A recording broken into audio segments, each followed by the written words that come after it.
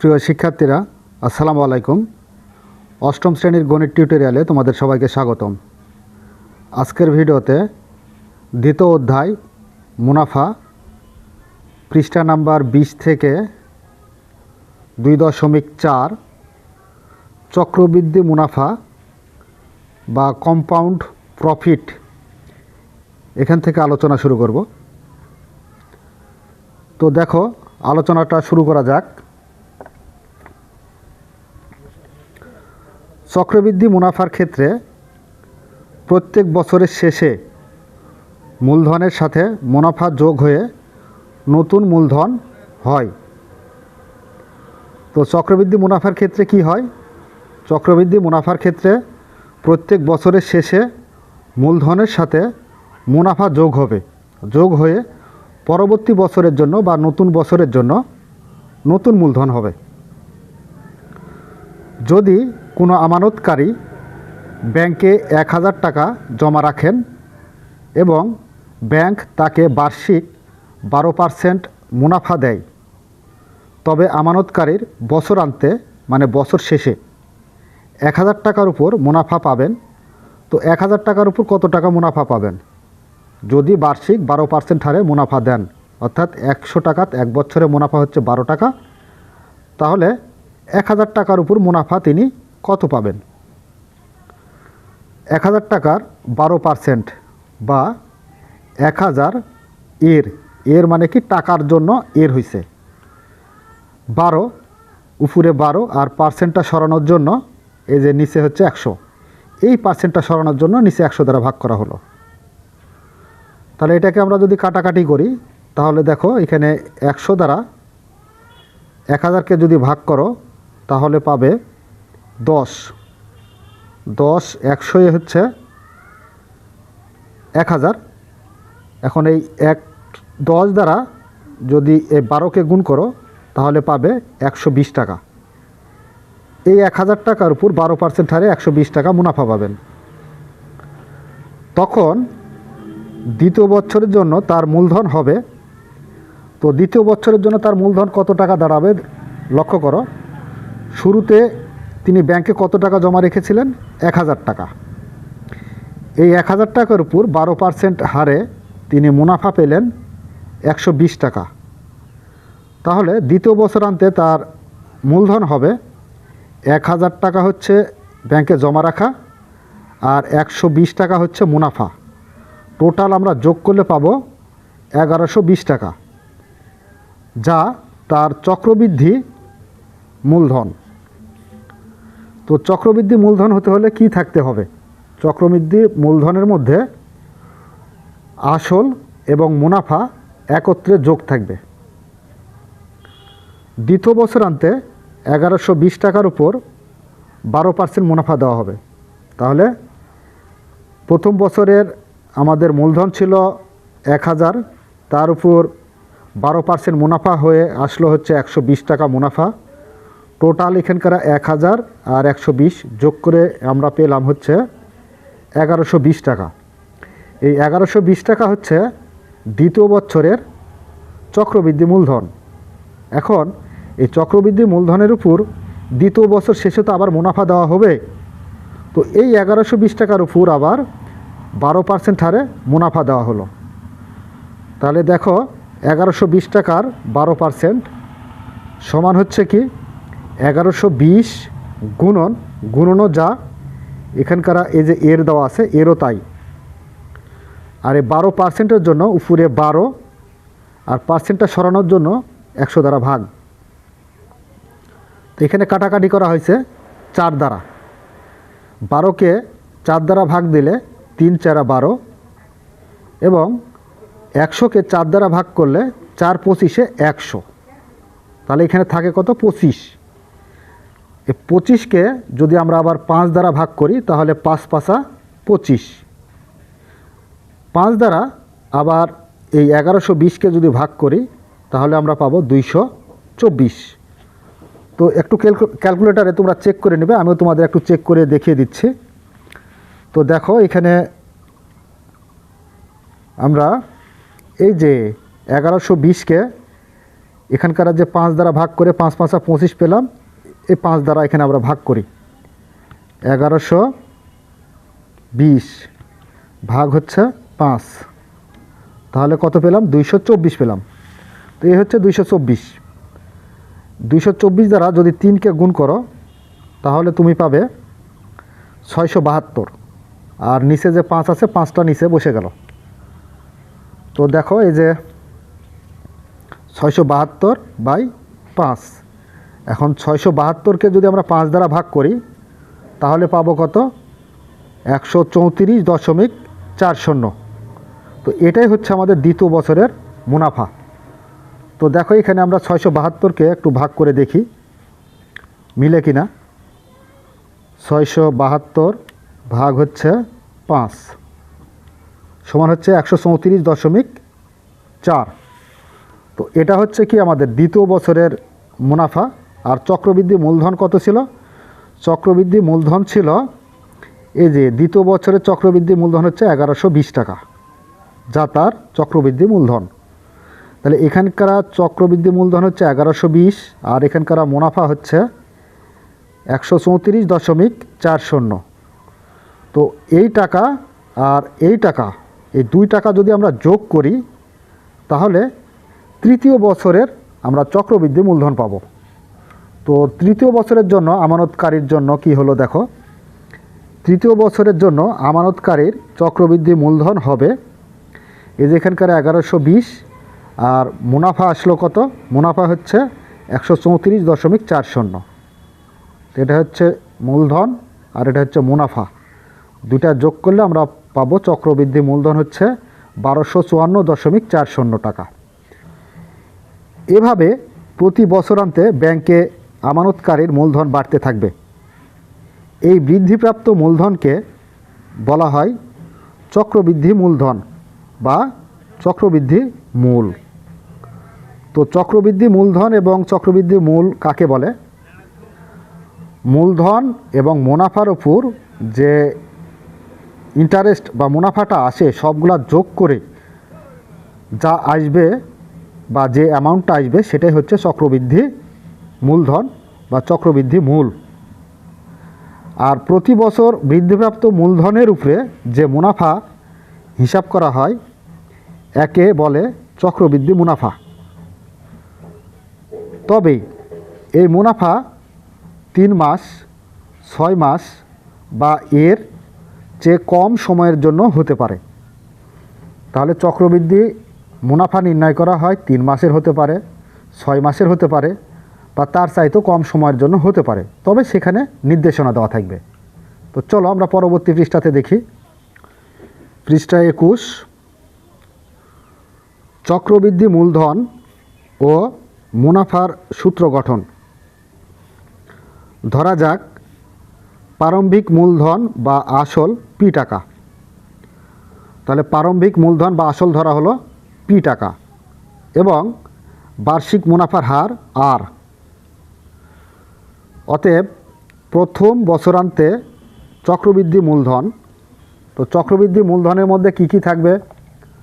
চক্রবৃদ্ধি মূলধনের মধ্যে আসল এবং মুনাফা যোগ থাকবে। আসল যোগ মুনাফা। তো আসল কত? আসল আমরা কিন্তু ধরেছি, দেখো এই যে P টাকা, এটা হচ্ছে আসল। তাহলে এখানে এই আসলের পরিবর্তে এখানে আসল দেওয়া হলো, প্লাস আছে প্লাস মুনাফা। মুনাফা কত? বার্ষিক মুনাফার হার হচ্ছে R। এই R টাকা মুনাফা কার উপরে? আসলের উপরে। তাহলে আসল কত?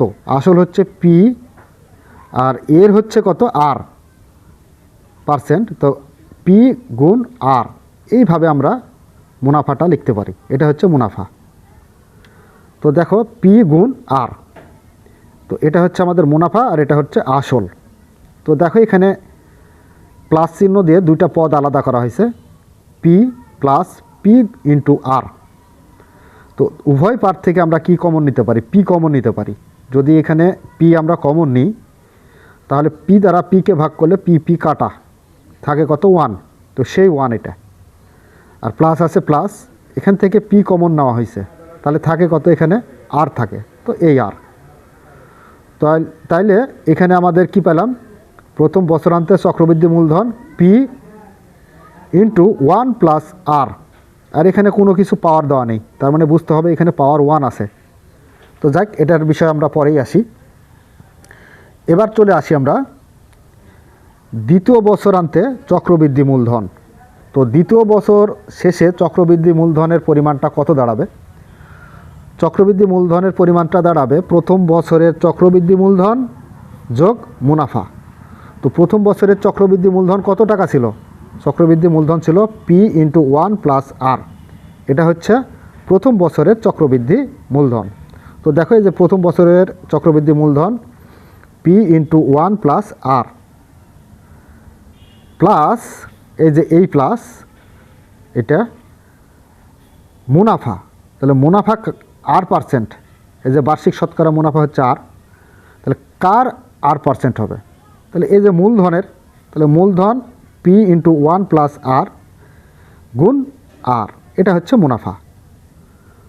তো দেখো, এখান থেকে পি আছে কমন, এখানেও পি আছে কমন, তো পি কমন নেওয়া যায়, এই পি কমন নেওয়া হলো।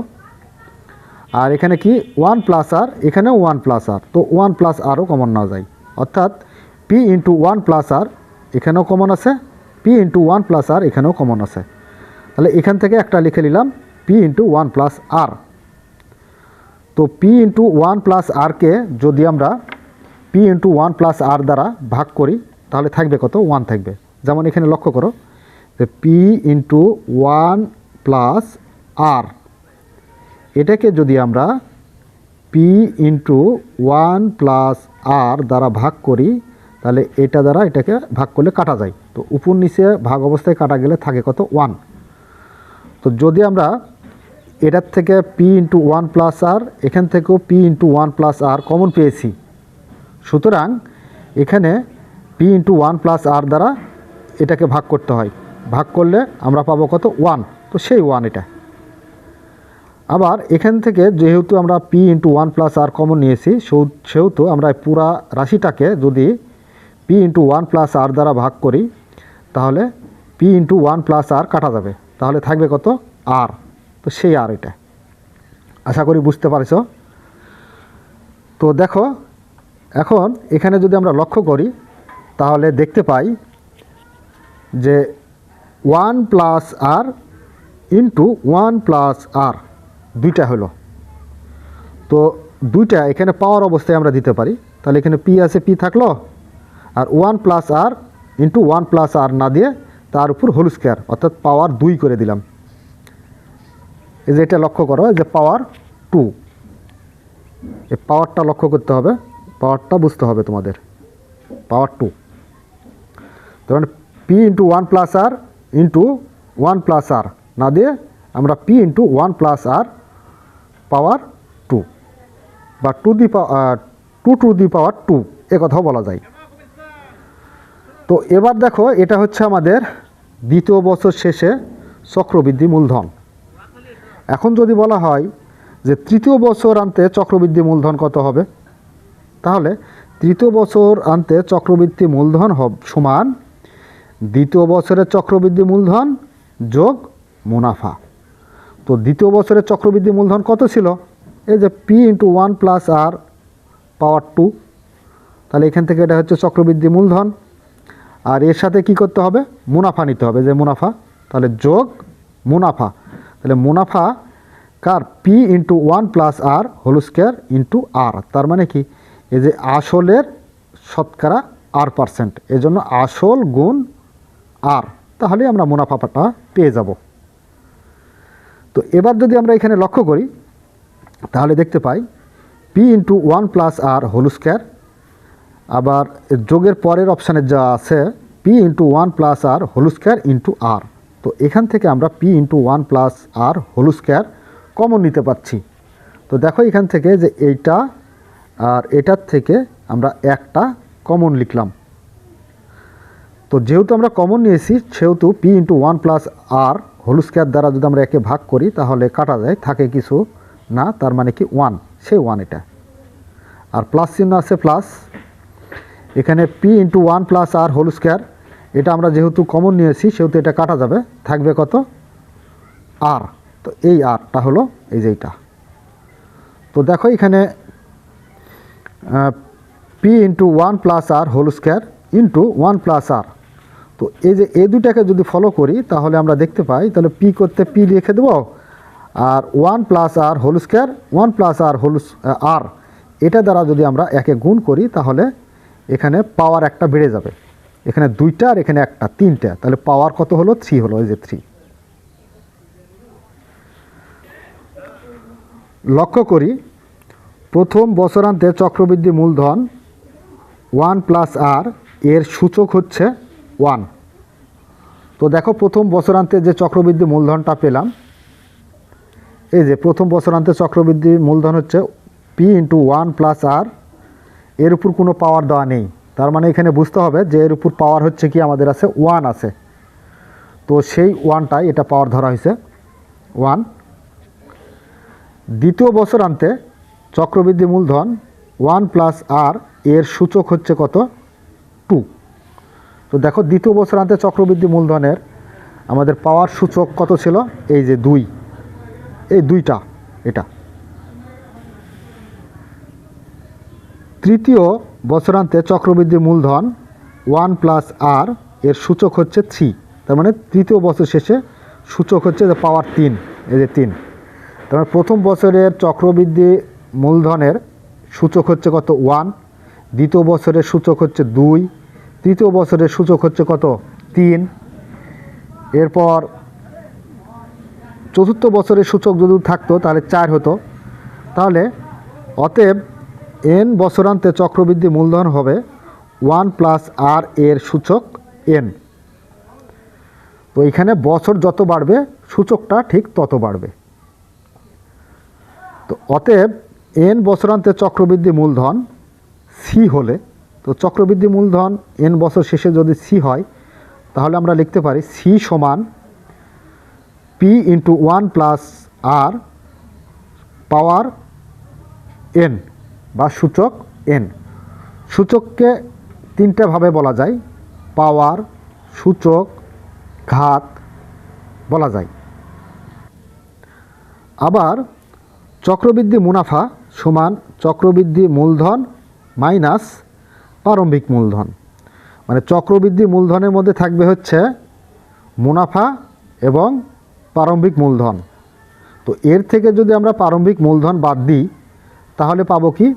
চক্রবৃদ্ধি মুনাফা পাবো। তো দেখো পি ইন্টু 1+r পাওয়ার n, এর থেকে আমরা প্রারম্ভিক মূলধন পিটা বাদ দিচ্ছি, বাদ দিলেই আমরা পেয়ে যাব কি? চক্রবৃদ্ধি মুনাফা। কারণ হচ্ছে এই যে পিটা যেটা আছে, এই পিটা এটা হলো আমাদের শুরুর মূলধন। আমরা কিন্তু এই পি টাকায় মূলধন ধরেছিলাম, আর n বছরের মূলধন বলা হয়েছে বা চক্রবৃদ্ধি মূলধন বলা হয়েছে। তো n বছরের জন্য এই যে পাওয়ার সূচক হলো এই যে n। তো আমরা এই চক্রবৃদ্ধি মূলধন থেকে যদি প্রারম্ভিক মূলধন বাদ দিই তাহলে আমরা পেয়ে যাব কি? চক্রবৃদ্ধি মুনাফা পাবো। তো এটার সূত্রটা আমাদের নিচে দেখো বক্সে দেওয়া আছে। সূত্রটা খুব সুন্দরভাবে তোমাদের অবশ্যই মনে রাখতে হবে, কারণ পরবর্তীতে এই সূত্রের উপরই তোমাদের অঙ্ক সমাধান করতে হবে। এগুলো একটু ভালো করে তোমরা মনে করে নিবে। তো সূত্র চক্রবৃদ্ধি মূলধন সি সমান পি ইন্টু 1+r পাওয়ার n। এই পাওয়ার এনের জায়গায় যদি তোমাকে বলা হয় 3 বছরের জন্য তাহলে n না হয়ে 3 হবে, যদি বলে 2 বছরের জন্য তাহলে n না হয়ে 2 হবে। আশা করি তোমরা বুঝতে পারতেছ। তো চক্রবৃদ্ধি মূলধনের সূত্র আমরা কি পেলাম? c সমান p ইন্টু 1+r পাওয়ার n। এখন চক্রবৃদ্ধি মুনাফার সূত্র কি? চক্রবৃদ্ধি মুনাফার সূত্র c মাইনাস p। তার মানে এই c এর মধ্যে কি কি থাকে সেটা আগে বুঝতে হবে। c এর মধ্যে থাকবে হচ্ছে প্রারম্ভিক মূলধন এবং মুনাফা। তো এই যে প্রারম্ভিক মূলধন এবং মুনাফা, c থেকে যদি আমরা প্রারম্ভিক মূলধনটা বাদ দিই তাহলে কি পাবো? চক্রবৃদ্ধি মুনাফা পাবো। তো চক্রবৃদ্ধি মুনাফার সূত্র কি? p ইন্টু 1+r পাওয়ার n। এটা হচ্ছে চক্রবৃদ্ধি মূলধন, এখান থেকে প্রারম্ভিক মূলধন মাইনাস p করলে আমরা পেয়ে যাব চক্রবৃদ্ধি মুনাফা। তো প্রিয় শিক্ষার্থীরা, এই বক্সের যে সূত্রটা আছে এটা অবশ্যই তোমরা মনে করে রাখবে। চক্রবৃদ্ধি মুনাফার সম্পর্কে আলোচনার শুরুতে মূলধন 1000 টাকা এবং মুনাফা 12% ধরা হয়েছিল। তো অবশ্যই তোমাদের মনে আছে যে আমরা চক্রবৃদ্ধির মুনাফা সম্পর্কে যখন আলোচনা শুরু করলাম তখন 1000 টাকা মূলধন ধরেছিলাম এবং মুনাফার হার ধরেছিলাম কত, বার্ষিক 12%। সেখানে চক্রবৃদ্ধি মূলধনের সূত্র প্রয়োগ করি। তো কি করবে, ওই 1000 টাকা প্রারম্ভিক মূলধন এবং 12% মুনাফার হার নিয়ে চক্রবৃদ্ধি মূলধনের সূত্র প্রয়োগ করব। তো প্রথম বছরান্তে চক্রবৃদ্ধি মূলধন কত হবে? তো চক্রবৃদ্ধি মূলধনের সূত্র আমরা কি জানি, চক্রবৃদ্ধি মূলধন সমান P × 1 + R। প্রথম বছরান্তে বলা হয়েছে মানে কি, 1 বছর শেষে। তো 1 বছর শেষে এই যে এখানে পাওয়ার এর জায়গাতে এখানে 1 দিলেও হয়, না দিলেও হয়। তো এখানে 1 দেওয়ার দরকার নেই। যদি 1 ছাড়া 2, 3, 4 এগুলা থাকে তাহলে দেব। এখানে P সমান কত, P সমান হচ্ছে আমাদের মূলধন, প্রারম্ভিক মূলধন কত, 1000 টাকা। তো সেই 1000 টাকা এটা গুণ মুনাফা। মুনাফা কত পার্সেন্ট, 12%। সে 12%টা, তাহলে এখানে এই যে শুরুতে আমরা কি আছে, এখানে 1 আছে সূত্র, এখানে 1 সূত্রের 1 প্লাস আছে প্লাস, আর এই যে 12%, 12 হচ্ছে উপরে নাও, আর এই পার্সেন্টের জন্য আমরা কি করব, 100 দ্বারা ভাগ করব, মানে পার্সেন্টটা সরাই দেবো।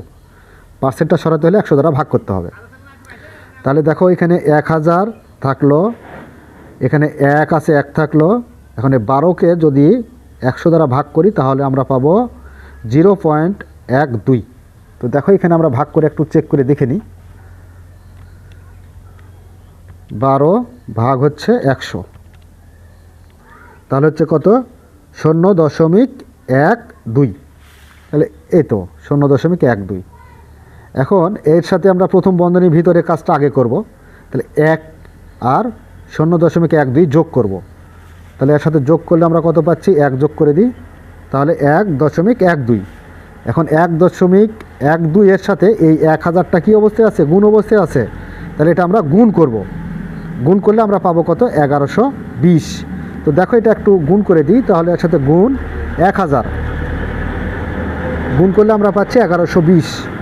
এই তো হচ্ছে 1120। এটা হচ্ছে আমাদের প্রথম বছরান্তে চক্রবৃদ্ধি মূলধন।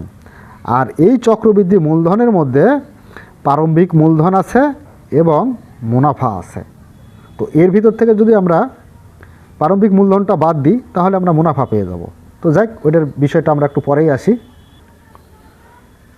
পৃষ্ঠা 22, দ্বিতীয় বছরান্তে চক্রবৃদ্ধি মূলধন। তো দ্বিতীয় বছরান্তে চক্রবৃদ্ধি মূলধনের সূত্র আমরা জানি P × 1 + R পাওয়ার n হতো, কিন্তু যেহেতু দ্বিতীয় বলিছে সেহেতু দ্বিতীয়র জন্য এখানে 2 পাওয়ার 2 হয়েছে।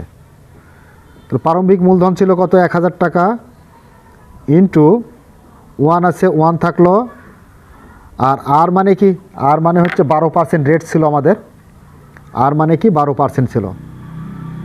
আর সমান হচ্ছে 12%। তো পার্সেন্টের অর্থ কি, এখানে 12%টা সরানোর জন্য আমরা কি করব, 100 দ্বারা ভাগ করব। তো দেখো এখানে সূত্রের হচ্ছে 1 প্লাস আর হচ্ছে 12/100। তাহলে 12কে আমরা 100 দ্বারা ভাগ করলে পাবো 0.12। আর এর উপরে পাওয়ার যে আছে 2টা থাকলো। এবার 1 আর 0.12 এটা যোগ করব। যোগ করলে আমরা পাবো 1.12। তার উপর পাওয়ার যেটা আছে সেটা থেকেই যাবে, পাওয়ারটা অবশ্যই রাখতে হবে। তো এখানে এই যে পাওয়ার 2 যে আছে এর অর্থটা আগে তোমাকে বুঝতে হবে। তার মানে কি, এটা বর্গ অবস্থায় আছে, অর্থাৎ এখানে 1.12 দ্বারা 1.12কে 2 বার গুণ করতে হবে। যদি এখানে পাওয়ার 2 থাকে তাহলে 2 বার গুণ করব। যদি 3 বছরের জন্য থাকে তাহলে 3 থাকবে, তাহলে 3 বার গুণ করব। যদি 4 বছরের জন্য থাকে তাহলে 4 বার গুণ করব। অর্থাৎ যে সংখ্যাটার উপর পাওয়ার থাকবে সেই সংখ্যাটা দ্বারা সেই সংখ্যাকে ঠিক ওই পাওয়ার যতবার থাকবে ঠিক ততবার আমরা গুণ করব। তাহলে এটা কয়বার আছে, 2 বার আছে, তাহলে 2 বার গুণ করব। তো দেখো তো 2 বার গুণ করে আমাদের কত আসলো, আমি একটু চেক করে দেখব। তো দেখো এখানে 1.12 দুইবার আছে, তাই আমরা দুইবার গুণ করব। 1.12, তাহলে গুণ করে আসলো আমাদের কত? 1.2544। তো দেখো তো, এই যে আমাদের এটা মিলে গেছে কিন্তু, এই যে 1.2544। এখন এইটাকে এই 1000 দ্বারা কী করতে হবে? গুণ করতে হবে। তো যদি এখন আমরা গুণ করি তাহলে কত পাই? গুণ 1000 সমান পাচ্ছি হলো 1254.4। তো দেখো এই যে 1254.4 শূন্য, তো শূন্যটা একটা ব্যাপার না। তো এটা হচ্ছে আমাদের দ্বিতীয় বছরান্তে চক্রবৃদ্ধি মূলধন। তাহলে এর ভিতরে আমাদের এখন কি কি আছে? এর ভিতরে আছে হচ্ছে আমাদের প্রারম্ভিক মূলধন আছে এবং আসল আছে। এখন যদি বলা হয় তৃতীয় বছরান্তে চক্রবৃদ্ধি মূলধন কত হবে, তো তৃতীয় বছরান্তে চক্রবৃদ্ধি মূলধনের সূত্র একই, শুধু পাওয়ার 3টা এখানে তৃতীয় বছরের জন্য 3 বেড়ে যাবে। তাহলে পি এর মান কত হবে? প্রারম্ভিক মূলধন 1000 ইন্টু 1 আছে 1, আর আর এর মান হচ্ছে 12/100, আর উপরে পাওয়ার 3 আছে 3 থাকলো, এখানে যা আছে তাই 1000, 1 আছে 1ও থাকবে। 12কে আমরা 100 দ্বারা ভাগ করলে পাবো কত? 0.12। আচ্ছা, এখন এইটা 1 আর এই যে 0.12 যোগ করলে আমরা পাবো 1.12, আর তার উপরে পাওয়ার যেটা আছে পাওয়ার 3 আছে, পাওয়ার 3টা অবশ্যই রেখে দিতে হবে। আচ্ছা, এবার দেখো এখানে আমরা কি করব? এই যে 1.12 এর উপর যে পাওয়ার 3 আছে এটা আমরা 3 বার গুণ করব। তো দেখো 3 বার গুণ করে আমাদের মিলে কিনা। 1.12 গুণ 1.12 গুণ 1.12 সমান হচ্ছে কত? 1.404928। এই যে দেখো এটা মিলে গেছে। এটা করলেও পারবে, তোমরা আরেকটা কাজ করতে পারো, সেটা হচ্ছে 1.12 তার উপর পাওয়ার কত আছে? 3। এই যে পাওয়ার 3 দিলেই তুমি পেয়ে যাবে সংখ্যাটি 1.404928। এই যে একই সংখ্যা, সেই সেম সংখ্যা পেয়ে যাবে। তো এবার কি করব? এই সংখ্যাটাকে 1000 দ্বারা গুণ করব। তাহলে গুণ 1000, তাহলে কত পেলাম? 1404 টাকা দশমিক 928। এই যে এখানে 1404 টাকা 928 আছে, এই যে 928, যেহেতু এই যে দশমিকের জন্য এই যে এখান থেকে দেখো এই যে যদি আমরা 2 দশমিক স্থান পর্যন্ত লিখেছি, দশমিকের পরের সংখ্যাটা যেহেতু 2 দশমিক স্থান পর্যন্ত আমরা লিখব, সেহেতু আমরা 3 দশমিকের জায়গাটা যদি লক্ষ্য করি, স্থানটা লক্ষ্য করি, তাহলে দেখতে পাবো যে এখানে 8 আছে। তার মানে 4-এর বড় থেকে 9 পর্যন্ত কোনো সংখ্যা থাকলে এই 1 নিয়ে এসে 2 এর সাথে যোগ করলে 3 করা লাগে, তার মানে 1 যোগ করতে হয়। তো এখানে আমরা 1 যোগ করে এখানে 93 করা হয়েছে, তো এত টাকা প্রায়। তো প্রিয় শিক্ষার্থীরা, এই ছিল আমাদের আজকের মতো আলোচনা। আগামী পর্বে আমরা উদাহরণ নিয়ে আলোচনা করব। তো ততক্ষণ পর্যন্ত তোমরা ভালো থাকো, সুস্থ থাকো, এই কামনায় ধন্যবাদ সবাইকে।